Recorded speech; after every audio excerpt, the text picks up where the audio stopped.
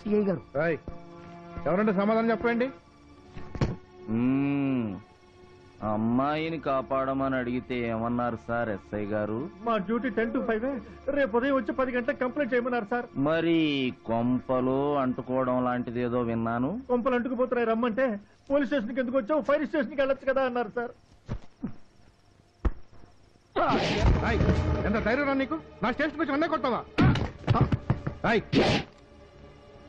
10 to 5 పని చేయటానికి నువ్వేమన్నా పంచాయతీ బోర్డులో ప్యూనువా, మున్సిపాలిటీలో బిళ్ళ పంటరోతువా? పోలీస్ అంటే పబ్లిక్ సర్వెంట్ కాదురా, పబ్లిక్ సెక్యూరిటీ. సరిహద్దుల్లో సైనికులంతా ఒక క్షణం కనుమూస్తే దేశం ఎలా చేజారిపోతుందో పోలీసోడు కనుమూసిన అంతేరా, సమాజమే నాశనం అయిపోతుంది. అందరికీ పని చేస్తే జీతం మట్టుకిస్తారు, కానీ పోలీసులకు మాత్రం రేపిస్టును పట్టుకుంటే రివార్డు, హంతకుణ్ణి పట్టుకుంటే ప్రమోషన్, నక్సలైట్ ను పట్టుకుంటే అవార్డులు, ఇంక్రిమెంట్లు, క్యాష్ ప్రైజులు ఇస్తారా. నువ్వు డ్యూటీలో గనక చస్తే జాతీయ జెండా కప్పి గౌరవంగా సాగనంపి నీ కుటుంబానికి డబ్బిచ్చి ఆదుకుంటారా. నాకివేమొద్దు, 10 to 5 జాబ్ చాలు.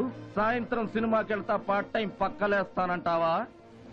పోలీసుడిగా రిజైన్ చేసి నా దగ్గరికి రా, ప్రతిరోజు పక్కలేసే బ్రోకర్ పనేదన్నా చూపిస్తా. సార్ నేను సిన్సియరే సార్, కానీ ఆ క్రైమ్ జరిగింది మన ఏరియా కాదు సార్, అది బంజారా హిల్స్ పోలీస్ స్టేషన్ కిందకి వస్తుంది. నీకు పెళ్ళయిందా?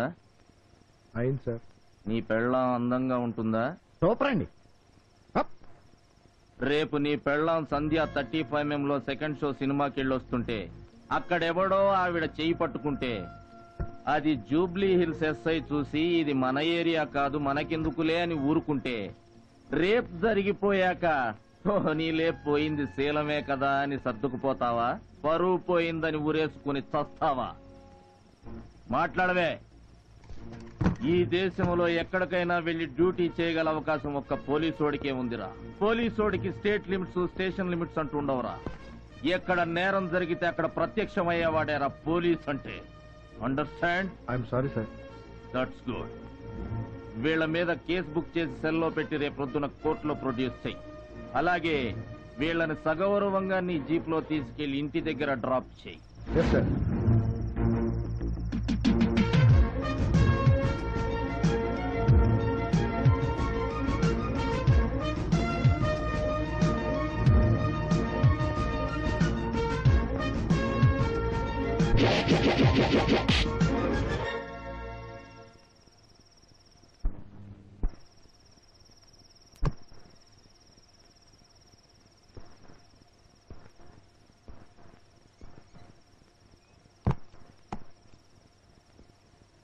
హలో.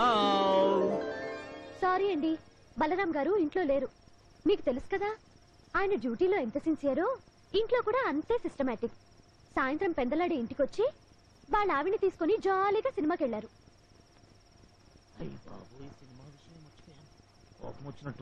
అది కాదు సుసి, ఈ పూట భోజనం కూడా వండలేదు. సినిమా అయ్యాక అట్నుంచటే మంచి హోటల్కి వెళ్లి భోంచేసి వస్తామన్నారు. పొరపాటు అయిపోయింది, చెంపలేసుకుంటున్నాను. ఇక ఆ వెటకారం మాటలు మానే. నాకు ఫుడ్ లేకపోయినా పర్వాలేదు, కానీ నా కోసం ఎదురు చూస్తూ నువ్వు తినకుండా. సారీ, నేనేమి సతీ సావిత్రి అనసూయ టైప్ కాదు, మొగుడు కోసం ఎదురు చూస్తూ కడుపు మార్చుకోవడానికి. నా మటుకు నేను వండుకొని తినేశాను. నీకు అబద్ధాలు ఆడటం చేత కాదమ్మ సుసి. నేను ఆలస్యంగా వచ్చానన్న అలకతో నువ్వు కడుపు మార్చుకోవడం తప్పు. ప్రామిస్, రేపు మన సినిమా ప్రోగ్రాం కన్ఫర్మ్. ఒక్క నిమిషం ఉండు, నేనే స్వయంగా వండి నీ ఆకలి అలక రెండు ఒకేసారి తీర్చేస్తా. మీకంత శ్రమ అవసరం లేదు, అన్ని వండి నేనే హాట్ క్యారేజ్ లో ఉంచాను. నా బాధ మీరు సినిమాకి తీసుకెళ్లలేదని కాదండి, ఆలస్యం అవుతుందని కనీసం ఒక్క ఫోన్ చేసి ఉండొచ్చుగా. ఇంకా ఈ ఊళ్ళో ఛార్జ్ కూడా తీసుకోలేదు. రేపు డ్యూటీలో జాయిన్ అవ్వాలి, ఈలోగా ఊరికి అలా వెళ్లి ఊరు సర్వే చేసేస్తానని పొద్దుననగా వెళ్లారు. ఇప్పుడు వచ్చారు. డ్యూటీలో ఉన్నప్పుడు మీకెలాగో ప్రపంచం గుర్తుండదు, కనీసం డ్యూటీ లేనప్పుడైనా నేను గుర్తుకు రాలేదని నా బాధ. సారీ సుసి, తప్పే, నన్ను క్షమించు. ఆపండి, వీటికేం తక్కువ లేదు. అయితే అమ్మాయి గారి కోపం పోయిందన్నమాట.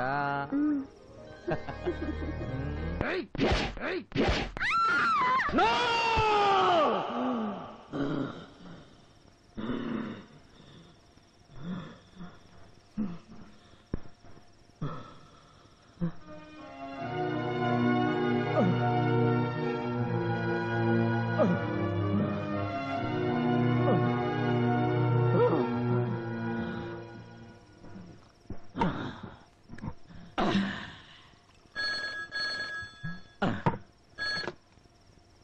హలో,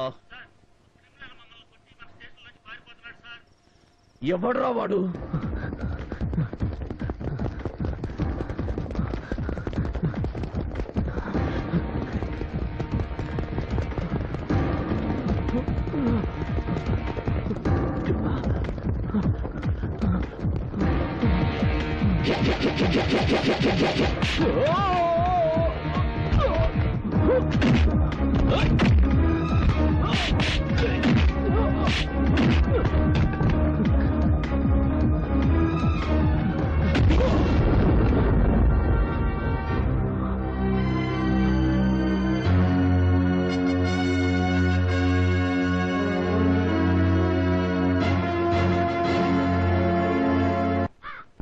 ఎందుకు వదిలిపెట్టండి?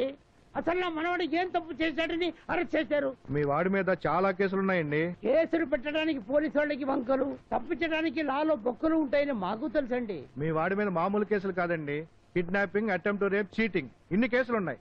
ఇవి చాలవని పోలీసులు కొట్టి కస్టడీ నుంచి తప్పించుకోపోయాడు. అదో కేసు.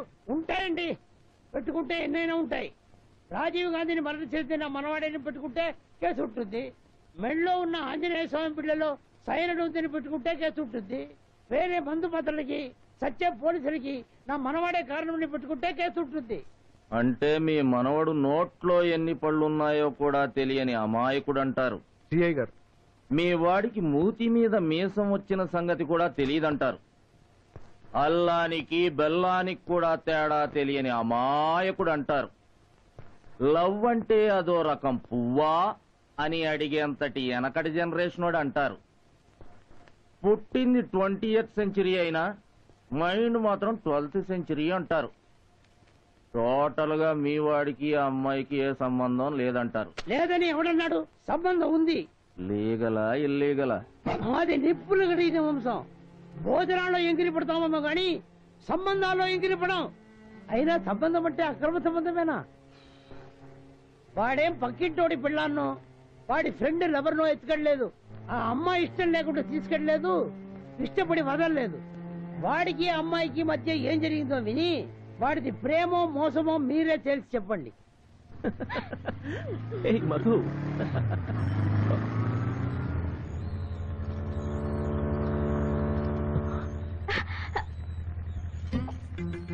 ఎవరు? మా తాతయ్య. తాతయ్య,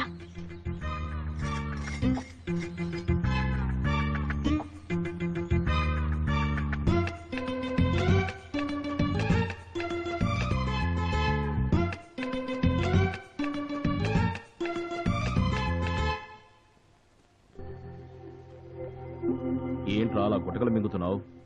ఎవరా అమ్మాయి? అనేక తాతయ్య, నువ్వు ఇప్పుడు అడగబోయేది కాదు.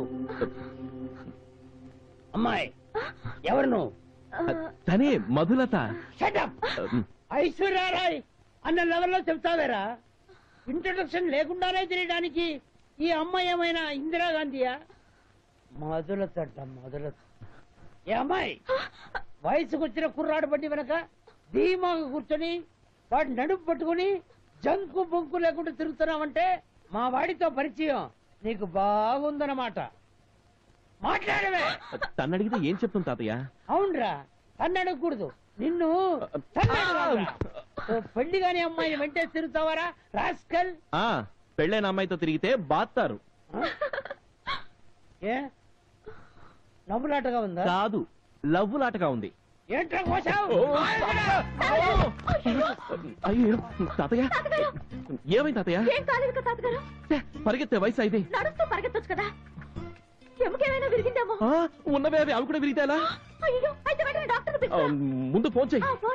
ఫోన్ ఎక్కడా? ఫోన్ ఎక్కడా? ఫోన్ ఎక్కడా? అవును, ఫోన్ ఎక్కడా? రే మన ఇంట్లో ఫోన్ లేదు.